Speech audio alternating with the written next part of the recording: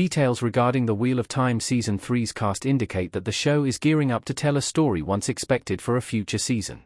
It's no secret that the third season of Prime Video's live-action adaptation of Robert Jordan's Wheel of Time books will explore the events of The Shadow Rising, the fourth novel in the series. As the Wheel of Time Season 2's ending made clear, that means making Moghedien an integral part of the episodes to come. Given what happened in the Season 2 finale and what took place in The Shadow Rising, Moghedien being the main villain of Season 3 wouldn't really be surprising. Out of all the 13 Forsaken in the Wheel of Time, she is indeed the one who receives the most attention in that particular installment. But the casting of Nuno Lopes casts doubt on this idea. It's been confirmed that Lopes will be taking on the role of Lord Gabriel. Even though the character technically debuted before The Shadow Rising, the character's true identity and motives could be a sign that Season 3 will push the timeline all the way into Book 5. Lord Gabriel's true identity and plan in the Wheel of Time explained. Lord Gabriel is Ravin, a Forsaken Rand fights in Book 5. Cover art for The Fires of Heaven by Robert Jordan.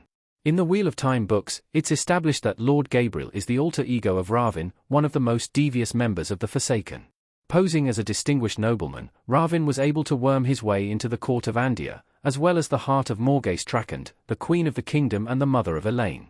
But he didn't do this on his own merits. Ravin used the one-power ability known as compulsion to form a hold over Morgase, all so that he could manipulate her for his own ends. Unsurprisingly, his endgame was to kill the queen and take over Andia. The first clues to Ravin's scheme were uncovered in The Dragon Reborn, which saw Matt and Tom travel to Keemlin to warn Morgase about a planned assassination attempt. At the center of the conspiracy was Ravin. However, the storyline was not resolved in The Dragon Reborn, nor was it revisited in The Shadow Rising. Jordan circled back to it in the following book, The Fires of Heaven, where Ravin served as one of the two main antagonists, alongside Moghedien. In the novel, Ravin finally put his scheme into action, resulting in Morgase having to escape from Keemlin. While Nynaeve and Elaine are busy continuing their conflict with Moghedien from The Shadow Rising, Matt and Rand become key players in the Ravin plotline. This famously culminates in Rand engaging the Forsaken in an epic showdown at the end of the novel, wherein Rand gets to unleash Balefire, one of the strongest one-power abilities. What Lord Gabriel's Season 3 introduction could mean for the next story. Ravin could be Rand's main opponent in Season 3. A statue of the Forsaken Asmodean in the Wheel of Time.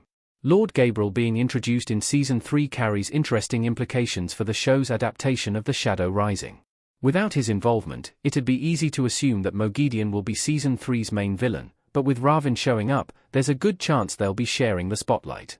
That's in contrast to the formula of The Shadow Rising, but perfectly in line with the direction Jordan took with The Fires of Heaven. Since it too balanced the two as villains, it's possible that Season 3 intends to take inspiration from its approach. That being the case could call for Ravin to emerge as a threat at an earlier point in the Wheel of Time's timeline. It's unclear how exactly that would work, considering that there's no clear opening for him to appear. Rand is going to the Ale Waste, Elaine and Nynaeve will be in Tanchico, and Perrin will be in the Two Rivers. None of these storylines have an obvious place for Ravin, but with Lord Gabriel and Morgase confirmed to be on hand, it's likely that a trip to Keemlin is on the horizon regardless. In other words, one of these stories may very well veer off the course set by the books. There's a few ways this could happen. One is that Rand doesn't spend all of Season 3 in the Ale Waste. Theoretically, Rand could follow the same journey as his book counterpart, albeit at a faster pace.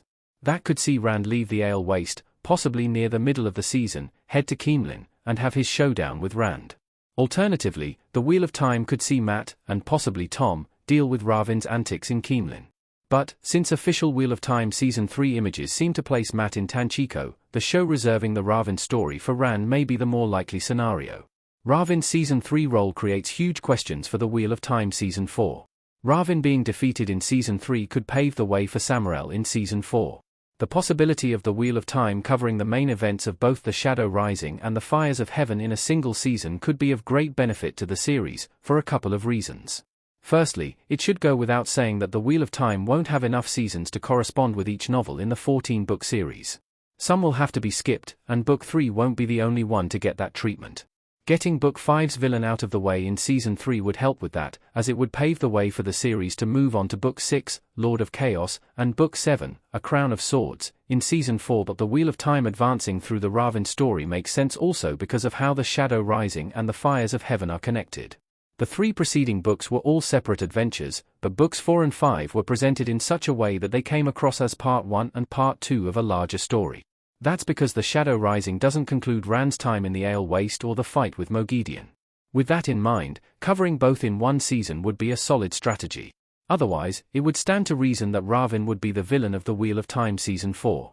If he's already been beaten by this point, the books may be able to jump forward to Egwene, Nynaeve, and Elaine's journey to Ebu Dar, as well as the formation of the Black Tower, Rand's headquarters for male 1 power channelers.